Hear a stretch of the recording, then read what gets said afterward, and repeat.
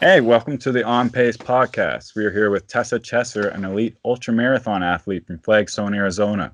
She has several podium finishing positions, including Bent du Midi, where she placed third place female, Tranrocky 6 Day, where she placed first place female, and Santan 50K, where she also placed first place female.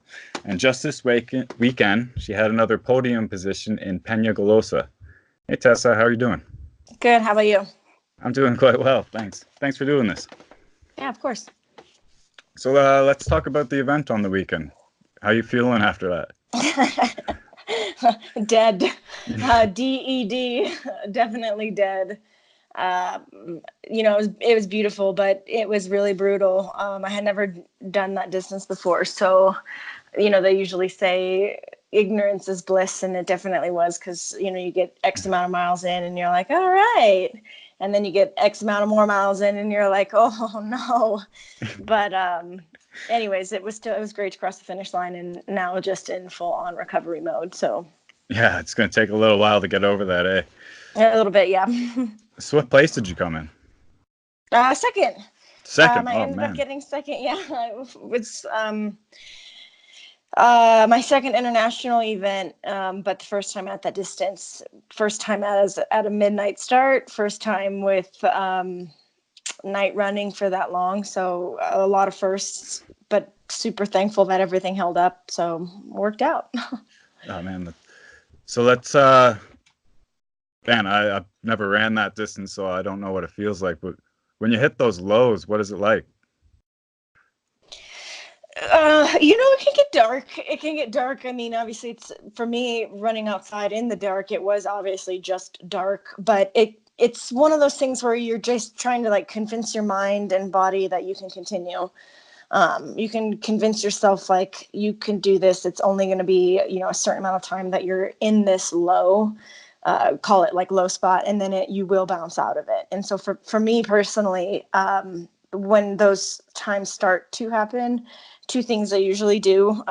One is I start intaking sugar. I start eating a bunch of sugar, or, some form of caffeination, and, positive self-talk. I mean, I know that sounds so silly, but it's like, you're doing so good, girl. Like, Tessa, this is so awesome. Your legs look so strong. And I mean, as silly as that may sound during that moment, it's like, you know what?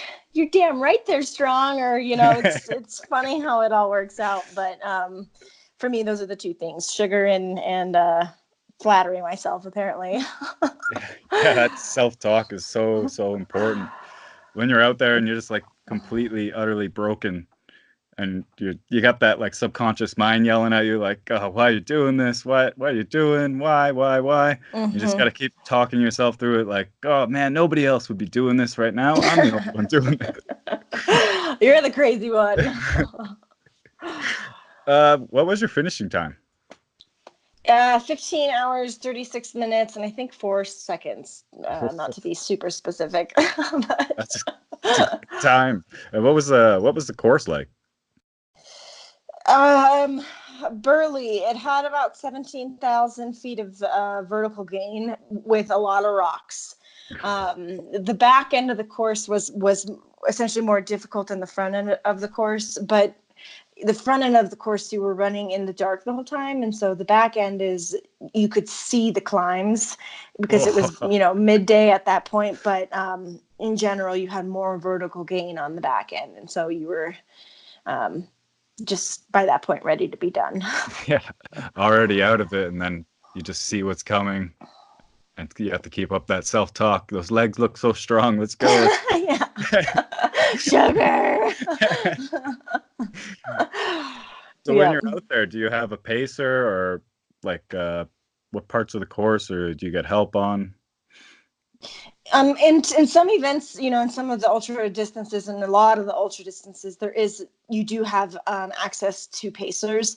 For this event, I didn't have a crew, so I had a drop bag, and I did not have a pacer. I don't believe there were pacers allowed, but I didn't even have a crew, which was kind of unique.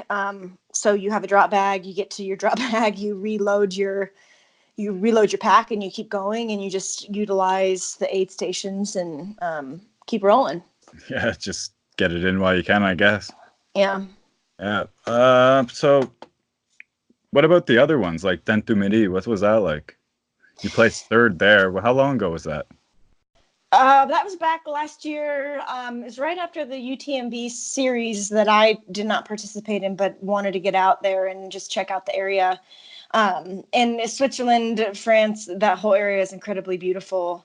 Like Spain, it had a ton of vertical gain, but the terrain was a little bit different. It was a little bit less rocky, but still some technical aspects of it. But I guess the best way I can compare it is like, in the United States, trails usually have really long switchbacks, and so the climbs are slightly more gradual. In Europe, that's not necessarily the case, right? It's like pretty short switchbacks, and that vertical gradient is steep, 30% gradient. So it's just a different environment as a whole. How do you go about training for that? A lot of running. Yeah. A lot of running, but there's enough trails in where we live in Flagstaff that you have access to kind of get to do both. You get to practice the power hike, you get to practice the runnable gradients, and then you get to throw some workouts in within it. So plus you can use a treadmill to help you when I'm on the road traveling. So it helps with just putting on the incline and getting on it for a while. Totally sucks, but it has to be done. Good music or good podcast. So like what is your training routine like consist of? Like what's an average week for you when you're getting ready for one of these ultras? So they're builds. They're definitely builds, and I have a really awesome coach through a company here locally that's called Sundog Running, and the gal that I worked with, her name is Emily, and she's awesome. So we kind of sit down and build out a plan together that's specified to the race. If it's a longer, flatter course, we're working on turnover. If it's a course like Peñagolosa, it's a lot of more vertical gain. It's working on the muscles that are going to require that power hiking. And then we're really lucky because we have the Grand Canyon that you can run in and run out of. So yeah, that's pretty much perfect for any like vertical incline training.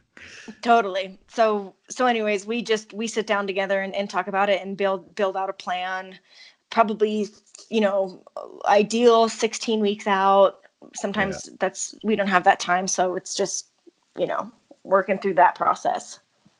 So on average, how many miles do you think you run it per week?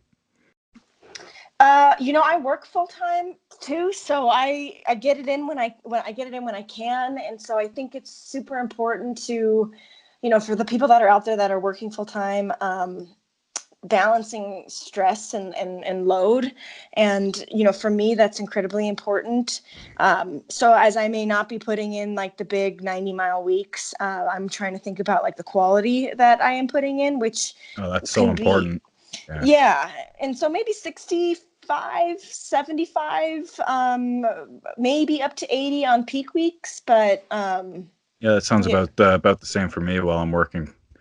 Yeah. Just get in like in the mornings, 10, 12K, just something easy before I go to work, and then at night do my quality work. Totally. Yeah, that's pretty important.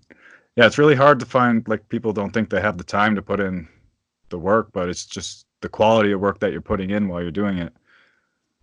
We all want to run like, I don't know, like 100 miles a week, but it's just not going to happen. Yeah, and everybody's got their own circumstances, and as I said, being luckily not having like a family or things of that nature, I can have some selfishness, but the fact that I do work full time, right, you have to just balance. But everybody has their own circumstances that they're working within, so as I mentioned, I think it's super important to not get caught up in the bullshit of like Strava and just think about those quality miles and what that means for you. It's very different for everybody. I know. Sometimes you look at other people's Strava stats and then you're like, you're trying to compete with them for some reason and it doesn't even matter at all. It's hard. Yeah, it's totally hard. It's human nature.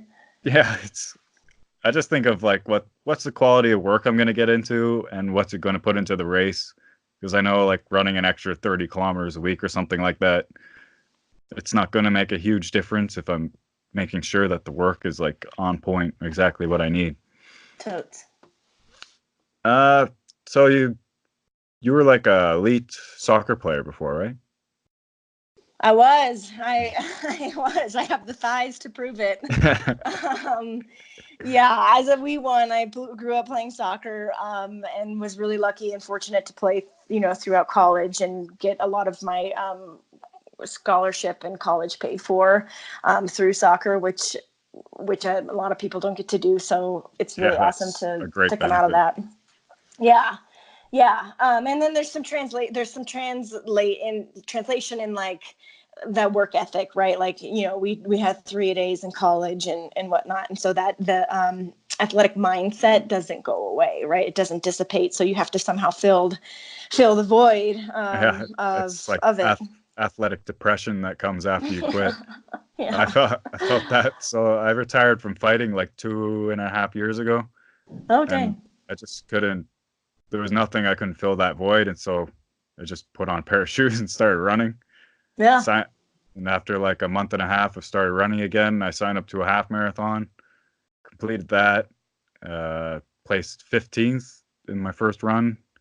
And then a month later, signed up to my first full marathon and did pretty well, placed top 50. Sweet. It's nice. Now you're ready for ultras. yeah, that's the goal for the end of the year. I really want to get into that. I just like the grit. Yeah, you gotta endure. So how'd you transition over from elite soccer player to ultra marathon? How did that come into your mind? I actually haven't been like running for that long. I graduated. I started, right into the work environment and have been obviously been working since the time of college. But it wasn't until I moved to North Carolina. I had a friend of mine that was like, "Oh, we should go run." And at that time, I was still, playing and dabbling in like indoor soccer and all that other jazz. And so it was a friend of mine who actually got me into call it running. And we had access to Asheville, which is very pretty. And there's some really cool country roads out there. And so her and I just started running. And, to your point, we started dabbling in half marathons and roads and things like that. I ended up taking a job in California and started dabbling in the ultra marathon distance, because in my mind I was like, yeah, half marathons, marathons, roads are great, but I can do more. I mean, I know that it's like my general rule of thumb in life. My boyfriend always gives me a hell of a time about it, but he's like, Tessa, you just need to like chill out. And I'm like, no, I can do more. And so, that's similar feeling for myself, where finish a race and it's like, well, I'm done already. Now what? Yeah. I could have ran for a few more hours in this, and it's just always like something bigger, something more, keep building. Yes. Yeah. So anyways, I ended up moving to Flagstaff, took some time off of running, and then I'd say within the last 2 years have actually got into more of like a structured thought process behind it, because I think there was a switch in my brain that was like, I think I might be able to do somewhat well at running. I might as well give it all I got, and have had some success because of that. And you've been doing pretty well in placing podium positions. Yeah, you just placed second, so it's definitely working out perfectly. Yeah, but it wasn't always like that. It wasn't until I actually just turned the switch on, and as I said, where it was like, oh, maybe I can do this, and have put the effort towards it. But I've probably been training now at a somewhat structured level for 2 or so years. So it's pretty still new. I've got a lot of learning. Well, it's working out. Yeah. I know what you mean about that switch, though. Like when you see like you're having results, but you've only been training like pretty like casually compared to like the elite runners. Yeah. And then you just turn it on full time, and I'm sure it's pretty much all you think about. It's like, Yes. how am I going to get the most out of this workout? What am I going to eat this time? What am I like my rest and recovery? What am I going to do for this? And then it starts to become like a little bit obsessive, I guess. Yeah, to an extent. I mean, I would say that's where, for me personally, the balance aspect comes in, because I can't, I mean, I do have other priorities, like with work and things like that. So, so I do obsess to an extent, but I also try and keep like a somewhat level head of like understanding, like, okay, you just ran 110 kilometers with 17,000 feet of gain. You're not going to be ready to roll in a week, right? You're going to need some time to like chill out. Yeah, eat ice cream, eat chocolate. For me, I mean, I happen to have like a really massive sugar tooth. I think it's like my first 5 right here. But after my half marathon on April 7th, I gained 13 pounds in 5 days. Nice. I went full deep into it. Hi, I get it. That's awesome. So, what are you looking at for the future? What's coming up? Oh man, I have a couple of things in the pipeline that I am interested in running. I have some thought process behind getting back into mountains. Power 4, things of that nature. The UTMB series, after completing Peña opens up the doors for like CCC, TDS, and OCC. So I just kind of need to determine what I can do and where I want to go. And which one? I can't take them all on. Right. Totally. So which one are you considering?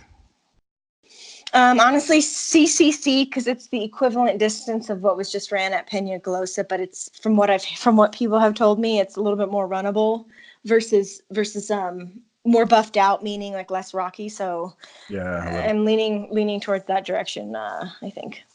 What kind of training plan do you think you'll install for that? Probably very similar. Very similar. Same approach. Yeah. A little more turnover, but more or less the same. And what was your favorite event so far to date? A good question. Honestly, two of it. Well, all of them actually. I take that back. They're all my favorites. Trans Rockies was great because it's such a fun environment. It's not like you're running 6 days in a row and it's back to back to back, and you're like, oh my God, I think my ass is gonna fall off from climbing so much. But you're around so many really cool people that it doesn't seem as bad.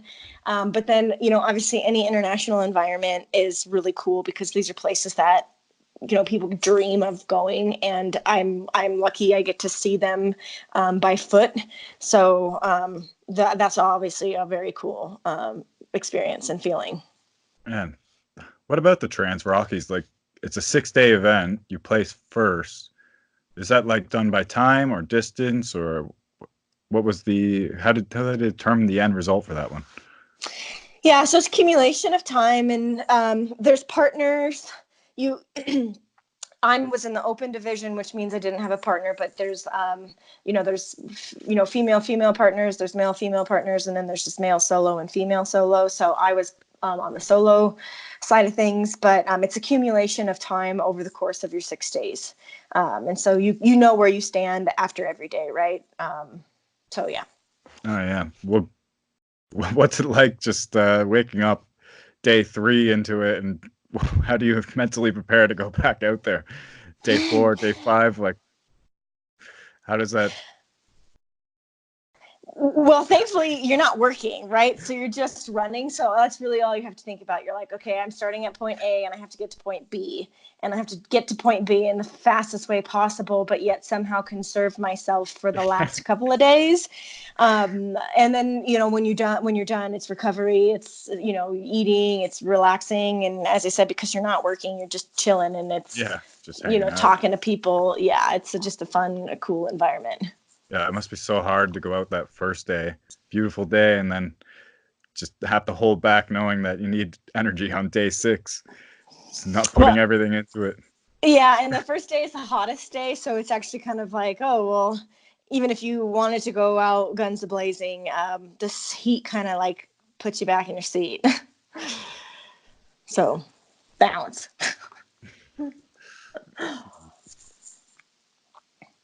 So you went to school, you played elite soccer. So how young did you start like playing soccer at?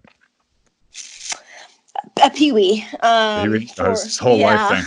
yeah, four. I was probably four. Um, ish. My dad coached us for the first couple of years. I think it was on the Cupcakes. Was our team name. So I was pretty young. It's where it's like the kind of soccer where everybody runs in like a glob around the field. So I don't know if I call it soccer at that time, but either way, you're still running around Yeah, looking at butterflies. Still getting prepped for a future of athletics. Yeah. Yeah. Totally. When you like first got into like running the ultra marathon distance, what's some advice that you would give somebody to get into that? Because I'm going to be very new to it. I'm going to be running some later this year, but I don't know. Do I adapt my training from my marathon distances? Do I focus more on distance, or what do I have to look into to get into something like that? Well, I would understand the event that you're looking at. Like the distance of the event that you're looking at, and then the terrain of the event that you're looking at, like, i.e., is it a ton of climbing? Is it a flatter course? Things of that nature. And then just kind of tailor your training to that. If you have a background running marathons, that is a very strong base for 50K distance. The main difference is that instead of running on roads, you're running on trail, potentially, which can have its own nuances. Like your tendons and muscles are like, whoa, there's rocks here or whatever. Whereas it's like, obviously a road is flat, more buffed out essentially. So just understanding those different nuances, and then just kind of taking your time and easing into the training. Yeah. What kind of gear do you use when you're out there? Like, what's every time you go out to an event, what do you have in your bag that you need? I'm really lucky. Well, I guess I should say I'm not lucky, and then also very lucky. My gut, my tummy is just angry half the time, I feel like, when it relates to just sports nutrition. And so I'm thankful because I do get some support from a company called Spring, which is it has rice and fruit, and it has a really cool balance of nutrients, and it's also incredibly easy on your GI system. So that is something that's always in my pack, and that's quite a bit of it. And we have different flavors and all that other jazz. Obviously water, but pretty much other than water and nutrition, that's about it. And then candy. I definitely am an advocate. I'm an advocate for gummies, for some form of gummy, watermelon gummy, Coke gummies. I balance both, personally. What about hardware like shoes, trekking poles, along that path? What kind of stuff do you use? Yeah, so I haven't used poles since Don't Do Midi, but there's a bunch of really cool pole companies out there that make really light collapsible options. Anywhere from Black Diamond to Lucky. I mean, you name it. I personally have Lucky poles, but yep. So those are all out there. And then, I'm also very lucky. I get some support from Adidas Terrex. And so they make really cool gear. And that's awesome. I'm in love with their skirt right now because it can hold, 6 gels, which is a lot. I mean, kind of weighed down on the bottom end, but it's a very cool skirt. So I'm really digging those right now. So. Nice. Yeah. How about shoes? What kind of do you bring out, like 3 pairs of shoes, or what's your deal with that? I train in a couple different shoes. I definitely train in a couple different shoes. Again, with Adidas Terrex, they do provide some support there. But I mean, I'm not gonna lie, I have there are a couple of different brands that I use. I like Hoka's when my feet are feeling pretty rough. I like Yeah. Solomon's. I like Solomon's for some intense terrain. So my best advice is to find ones that work for you, because I ended up breaking my foot 2 years ago, and part of that was due to wearing poor footwear. So I was having some problems with some shoes a while back, and they just constantly pushing your foot out of alignment. They can go pop. But yeah, shoes. The best advice is, as I said, is find some ones that work really well for you, because I've seen it all from tendon issues to broken bones for myself, and being in a cast for 8 weeks sucks. So don't wear old shoes. Yeah. And a lot of people, they gotta learn not to just go with the style of the shoe opposed to how it feels. That's a big one. Totally. Yeah. A lot of people, when they start running, they like, oh, I like the way this one looks, and it puts them out with shin splints and foot issues, blisters. Absolutely. And the whole saying of try on other shoes and use a couple of different options, keep your feet really strong.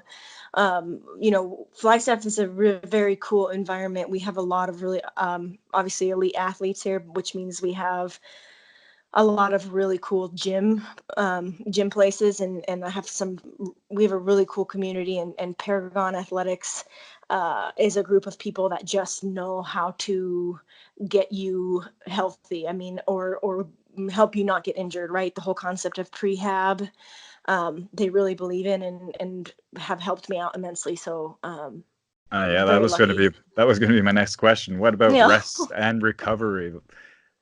This is like I find it's the most important part that so many runners neglect, is actually doing proper recovery for your body, stretching, foam rolling, all that stuff. People just neglect it all the time. They end up getting injured, and they can't train properly. What do you do for that? I love Epsom salt baths. Freaking love it. Yeah. I do partake in yoga, but I would be lying if I said it every week. I try and go, if I can go once a month. That's awesome. I definitely swim and bike. We just got a trainer for the winter time, which is awesome, like a bike trainer. And then, as I mentioned, freaking swimming is beautiful. So those types of things. And then just I take a rest day a week. I mean, one day off a week, and rolling. And during that rest day, it's like rolling out. It's foam rolling. It's rolling your feet out. It's just massage. Yeah, just breaking everything down and helping it heal. Totally. Yes. Yeah, totally. That's a big one. I do a few of those a week. I do pretty intense training, like 2 days in a row, and then I do a recovery day after that. I find that's keeps me healthy enough to keep going for the whole week. Yeah, and then just listen. Everybody says it probably, but just listening, right? You got to listen to what you got going on. It's one thing to have a couple niggles here and there, but it's another thing to see those get exacerbated and ignoring them. And obviously I'm my own worst enemy. I am communicating, just listen to your body, and then in the back of my mind I'm 4 days out of Pena, or 5 days out of Peñagosa, and I'm like, so you can get outside and run, no problem, but I'm in pain, right? So that's not smart. And so truly listening. Yeah, that's the hard part. I am not a fan of tapering. I hate it. I hate sitting out and just doing the light runs and the stretching. I can't stand it. I want to get out there. I want to keep running. Up until recently, I was out running till like 2-3 days before, pretty hard. Oof. But after you walk away from the event after and you're completely broken. Yeah. I started to change that a bit, doing like 7-day taper or something with lots of stretching, rolling. Yeah. Yeah, I always say to myself, Tessa, you can drink the water from the well and you can continue to drink the water from the well. But if you continue and you continue, at some point the well will run out and then you're going to be incredibly thirsty. Yeah. And so I always try and think to myself, where am I at within that cycle? And how do I make sure that my well is still being replenished with water? Yeah. And I think it's all athletes. We all want to push like as hard as we can up until the day we can. But you're not going to get any more fit like 7 days out from an event. You're not going to do anything positive. Just break yourself down, and then you go into the event compromised. Right. If you can't toe the line, then what's the point, right? Yeah, you just show up to the race line basically already half broken.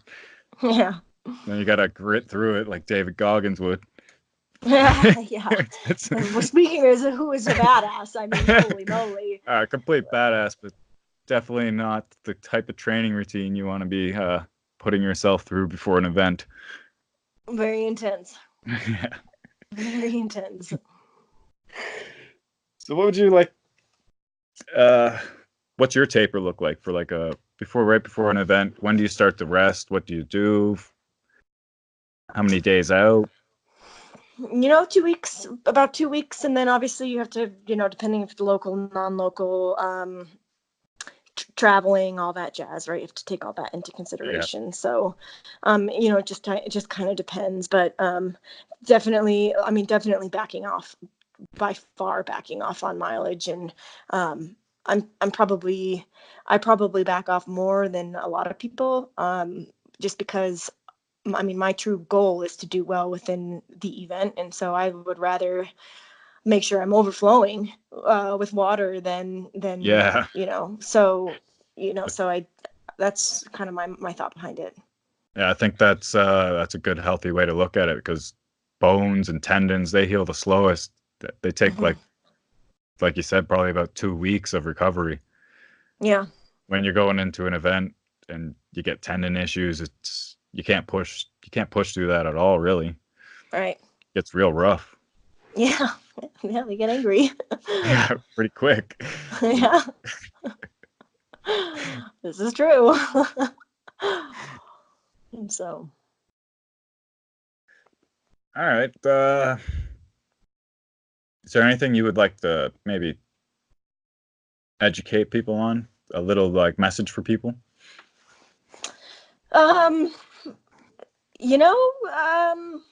Something you might have wished that was told to you when you started running? Related to running, comparisons will kill you. Yeah. Or related to life, maybe. I had read somewhere, stop comparing and stop grinding. And and I think as women, or as humans in general, it's human nature to just, as I mentioned, like with Strava, or with, body images and things of that nature, we are very quick to say, oh, well, my thighs are thicker than hers, or whatever, right? Like it's true, but constant or she's competition.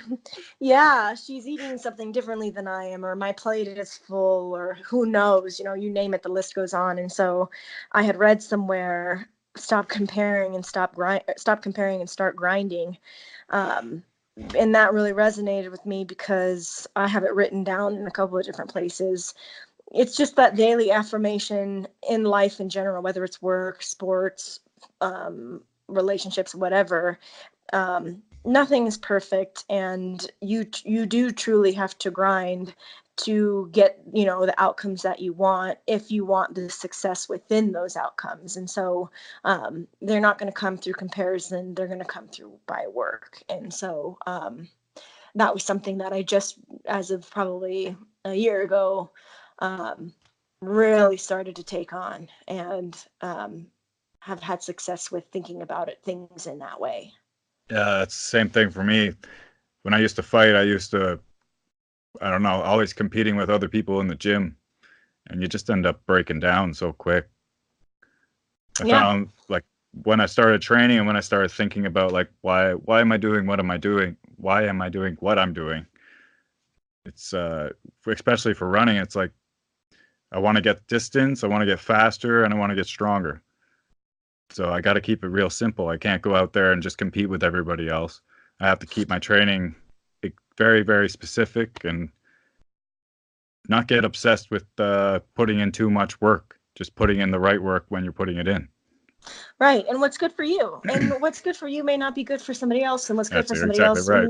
Yeah. And I mean, if you think about it too, like everybody has their own base. Everybody has an existing base of whatever. And so as a newer runner, it may not be beneficial to go run 100 miles because your base is so light versus somebody that's been running for, since elementary school. And so, again, you have to think about those types of things. And even, when people look at times of races, through these platforms, nobody knows what that race was like. Nobody knows how many rocks there were, how buffed out it was. And so it's always interesting to me about how we truly as humans want validation.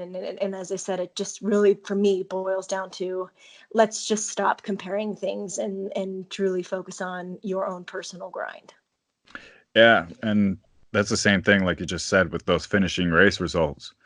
Like you don't know, like some of those racers might on other courses come ahead of everyone else because they're different bodies, they're different training. You can't like always compete. It might not be your race. It might not be Right. for your body. Right. Exactly. You might be able to take heat better than someone, and somebody might be able to take the cold better. And that's going to have a big effect on your results at the end. Totally. I agree. Yes. This is going pretty well. I think we covered quite a bit. We can cut it off here. Awesome. Yeah, that was great. Good. Yeah, thanks for having me. Yeah, that was awesome. Thanks. I really appreciate it. Welcome to the On Pace Podcast. Welcome to the On Pace Podcast.